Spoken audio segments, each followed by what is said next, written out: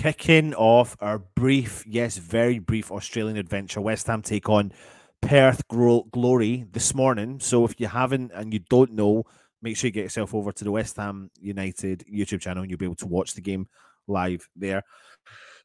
And whilst we returned to our pre-season schedule after such a good and successful end to the season last year, Perth endured another battle near the bottom of the A-League in the 22-23 campaign, and they remain without a head coach. Now, while we've kept faith in David Moyes, Perth have endured managerial turmoil, and it's been 1 month since Ruben Zadkovic departed as their manager, and they're yet to announce a permanent replacement. The Western Australian outfit are also making their way through pre-season, and having recently reconvened ahead of the A-League campaign, they first meet West Ham, of course, at the Optus Stadium before taking a trip to Darwin, where MacArthur FC wait for the Australia Cup playoffs. In June, due to a lot of uncertainty around Perth Glory, the interim boss will lead them in both games. That's the academy director, Kenny Lowe, who takes temporary charge once again as well. Now, a little bit of team news is that, and information about Perth.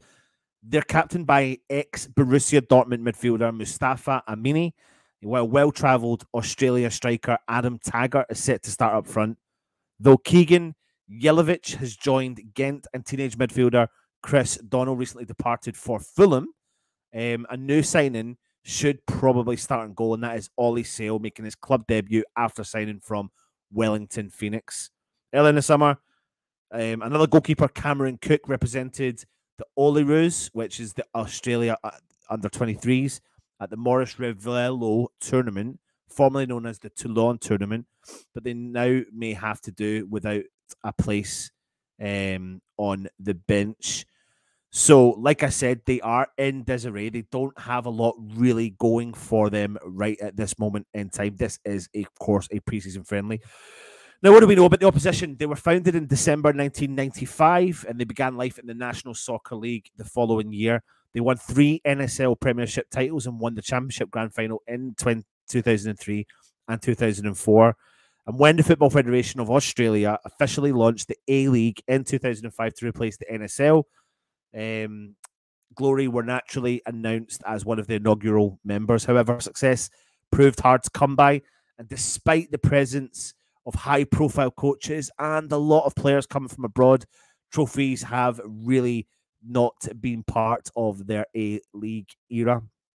They've just won 1 A-League Premiership and have never won the season-ending championship, finishing as runners-up in 2012 and 2019. They've also reached 2 Australia Cup finals, losing in 2014-2015 season. People you might know, though, that have coached them have been ex-Liverpool and England midfielder Steve McMahon, former Rangers and, of course, Scotland international Ian Ferguson, and former West Ham forward and 1999 FA Youth Cup winner Richard Garcia. Now, they are seeking, like I said, a new head coach, so that will be a big deal. Now, we've never met each other before. But West Ham were in the state capital of Western Australia in May 1995 when we did kick off our 4-match centenary tour. We ended the 94-95 season by holding Manchester United to a 1-0 draw, which, of course, denied Manchester United the end of their Premier League chances as well. And we went all the way over to Perth, where Tim Breaker, Steve Potts, Don Hutchison all started both games, while Martin Allen, Simon Webster appeared as substitutes against Manchester United. We're also in the team to face the Western Australia Select 11, featuring Robert Zabika, Bobby Dubovsky, and a certain little ex-West Ham player, Stan Lazaridis. Winger, he was a winger, obviously, at the time, and Lazaridis impressed Harry Redknapp during the 2-2 draw, and Harry Redknapp brought him into the club after that. So, nice little stat for you there. Nice little cheeky stat for you. Now, on to West Ham, and I'm going to keep this brief. We're going to be without, of course, a lot of our international players. You'll have heard the news last night, and it's due to get announced in any time soon. and you may be watching this now, and it's probably been announced about Declan Rice as well. Now we can move forward. But Gianluca Scamacca will probably get some more game time for West Ham. It looks like we've taken out 8 to 9 first-team players and a lot of youth players.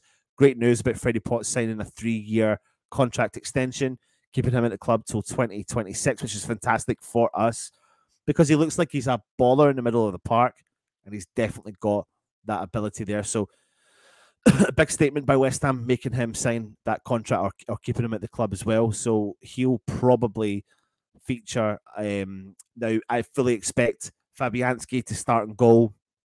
Last game, we saw Levi Lang start in the defence, so I think that will also take place as well. We've got no Paqueta for this game. No Antonio, of course. They've been out on their international duty and are still recovering from their break before they come back to fitness as well. I think you may see something similar to what we saw the last time. Zuma Ogbonna get a run out, Creswell. You may even see Connor Coventry feature. Flynn Downs, who did have a reasonable game against Bournemouth. I think we had some insiders there watching the game who were saying that he was the standout player as well. Jared Bowen will get some time. Pablo Fornals, who's linked away from the club, but I can't see him leaving.